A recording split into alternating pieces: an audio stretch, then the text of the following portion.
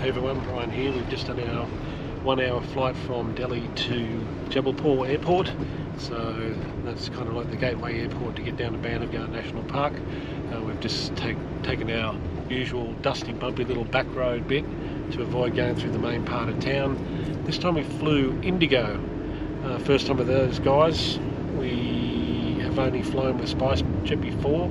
The Indigo plane was a little bit bigger. It was a little bit quicker getting here. Or it seemed to be. It was about an hour. I always remember it being about an hour and a half in the air.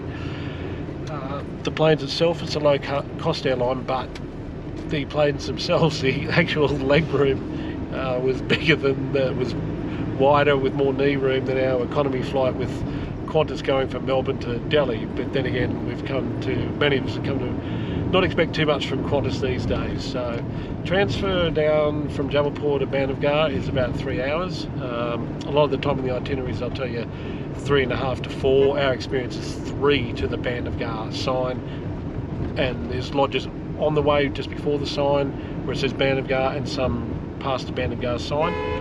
But 3 hour transfer, it might seem like a bit of a pain after flying from wherever you've come from, then flying down here to Jabalpur. But it's kind of interesting because we're going to go through some of the towns, villages that we've got here, so you get to see a lot of the kind of rural, local village life, town life here in India. So from a cultural perspective, the transfer is still quite interesting. So I'm going to be checking up some footage of this trip down to Bandhavgarh from Jabalpur. It's going to be 8 nights in Bandhavgarh, so about 9 days. We're not going to get there till about 6:30 tonight. The plane arrived at 3:20 p.m. So I'll show you some of the village footage as we go along. Stay tuned.